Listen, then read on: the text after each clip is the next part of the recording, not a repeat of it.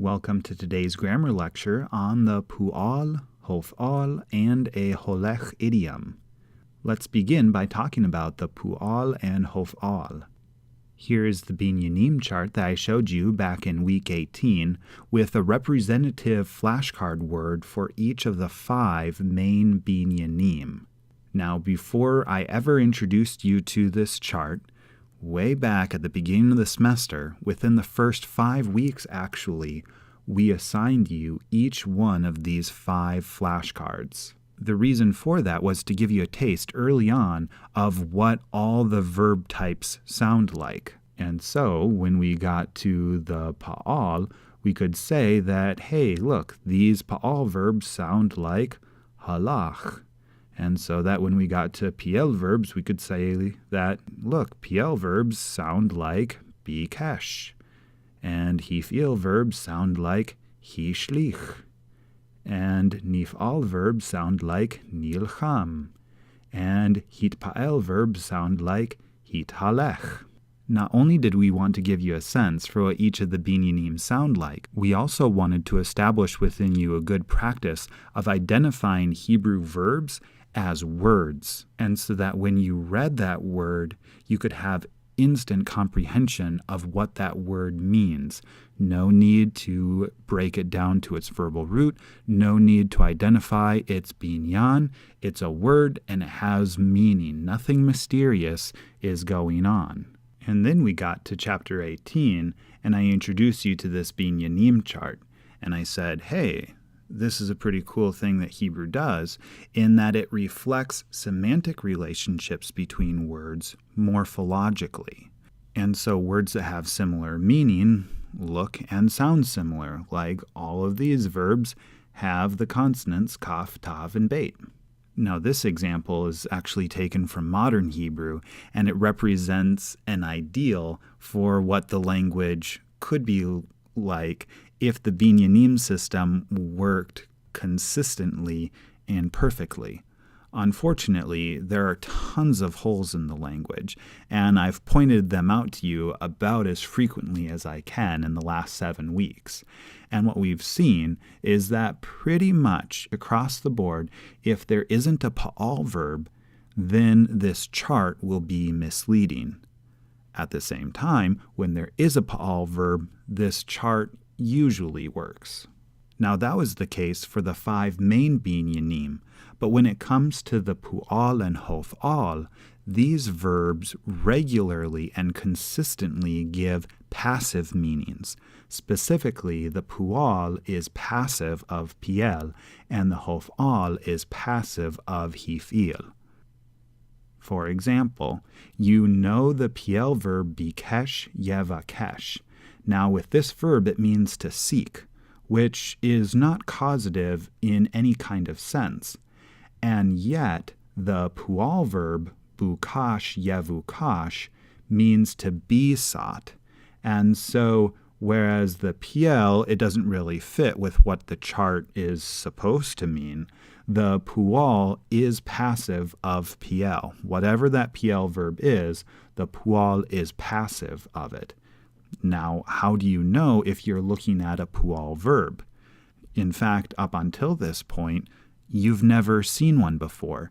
We don't have any Pu'al verbs in the flashcards. You've not encountered one in the story. Well, remember, the names of the binyanim are mnemonics, and so Pu'al verbs will sound like Pu'al.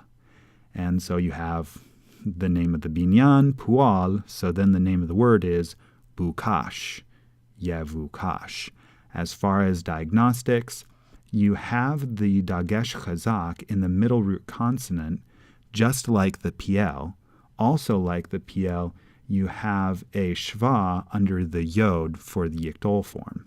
What's distinct from the PL is that you have a kibitz under the first root consonant. So it's bukash, yevukash. And then the participle would be mevukash. And the Hof'al is actually going to be a very similar story. The Hof'al is going to be passive of whatever the Hif'il verb is.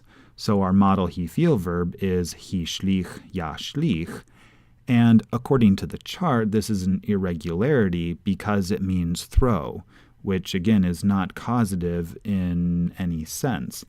And yet, that is the he feel verb, and so the Hof'al verb is going to be passive of whatever that is. So he shlich throw, ho shlach be thrown.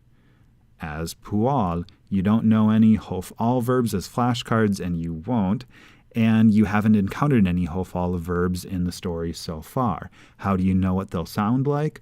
Well, they'll sound like the name of the binyan, Hof'al. So this is ho shlach, Yoshlach. As far as diagnostics, in the Hif'il, you're going to have a He at the beginning, but what's different about the Hof'al is that you have an O-type vowel at the beginning. So this is not a kametz, but a kametz chatuf. Hoshlach, Yoshlach. Now, Hof'al verbs can often be actually Huf'al verbs, mnemonically speaking, meaning that wherever you would expect a kametz chatuf, you actually get a kibitz. So kibitz, hushlach, yushlach. Now what we have with the Hof'al is actually a bit of a confusing story. It's not simply the case that some Hof'al verbs have a kametz chatuf and then other Hof'al verbs have a kibitz. But the same Hof'al verb like this one, the one to be thrown, actually, it doesn't occur that frequently, maybe 10 times or something like that, but about half the time it occurs with a kametz chatuf and about half the time it occurs with the kibitz. And so why do you have both? What it seems is that we have a change in the language. And so you have the kametz chatuf forms, and those look to be the older forms, and then the kibitz forms are the newer forms. And so you have preserved in the Tanakh both stages of the language. And then today in modern Hebrew, all Hof'al verbs are actually Huf'al verbs, mnemonically speaking. So they'll all have the kibitz vowel, and in that case, they'll be just like the Pu'al. And so in modern Hebrew, for Pu'al and then Huf'al, the initial U-type vowel is the sign of the passive meaning of that verb. Now, I said that you don't have any flashcard forms that exist as Pu'al and Hof'al verbs. The reason being is that these verbs are so infrequent, so I think they actually better fit Year 2 material. But if you wanted to study more of what these verbs look like and sound like, I do have verb charts at the end of the book. So I don't assign you to fill out a verb chart, but if you wanted to see a model verb chart, they're at the very end of your workbook. Here is a chart showing you exactly how infrequent the Pu'al and Hof'al verbs are. This chart with the frequency side actually records how many of each type of binyan occurs as a verb in the Hebrew Bible. And so you can see that Pu'al is easily the most frequent, and that's why we spent so long on Pu'al. And then Hif'il being next frequent, that's why we gave you 4 different Hif'il charts. Then Piel, that's why we gave you 2 Piel charts. Nifal, that's why we just gave you 1. And Hitpael, that's why we just gave you 1. Hof'al and Pu'al, about together, they combine to be 1% of all the verbs in the entire Bible. And so that's why I say we don't need to worry about it for year 1. Another reason why I say I think we can basically relegate Pu'al and Hof'al outside year 1 is because there isn't a single Pu'al and Hof'al verb in the entire book of Jonah. And so if the verbs don't occur very frequently, and they don't even occur in the main text that we're going through, we don't need to bother with them at this point. But for sure, if you take year 2, we're going to have to look at them in more detail.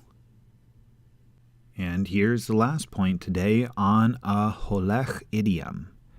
An idiom is any phrase that means something different than a combination of the literal meanings of each word. And so in English, you could say, someone kicked the can. When you say that, the saying actually has nothing to do with kicking, and it has nothing to do with a can. It means that someone died.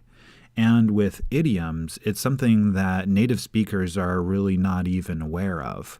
But if you're learning a new language, you're immediately aware of the idioms whenever they occur. Here's a Hebrew idiom. David holech vechazek. Literally it means, and David was walking and being strong. You try to read it literally, and you're immediately struck with the fact that something else must be going on here, because that really makes no sense to me. And here's the form of the idiom. You have someone or something, and then you have the participle form of halach, followed by conjunction vav, followed by a participle or adjective. You have that form, and then what it means is that so-and-so grew blanker and blanker, where the blank is whatever this participle or adjective is. For chazek, this is a participle. And what it means is, and David grew stronger and stronger. And number 2 here is another example where it uses a participle form, gadel, in the idiom. Now, before I actually read this, let me make a note here on this kind of participle form, gadel. Now, it's a Pu'al verb, gadal, yigdal, and what you're used to with Pu'al verbs is that they have a o-e vowel pattern, but this is an a-e vowel pattern like this, a-e, a-e. And I've not actually ever given you a verb chart telling you to expect that kind of vowel pattern for a participle, but you have encountered this form very frequently listening to it in class. So when I come up to a guy and I say, ma ata chafetz, the chafetz form has to be a participle because if it were a katal, there would be a mismatch in person because ma ata, you, chafetz.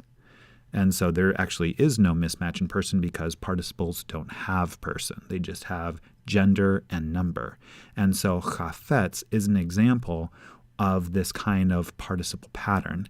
Now, how do you know when to expect it? Well, it's reserved for certain stative verbs. So certain verbs that describe the state of being. The state of being the state of being strong, the state of being great, the state chafetz of wanting. Anyway, so all that just to be as a certain vowel pattern for Pu'al stative verbs. Now, back to this. Just a little reminder, the idiom is holech ve, and then you have either participle or adjective. Here's another participle. Vayhi Yehoshaphat holech ve gadel. And Jehoshaphat grew greater and greater.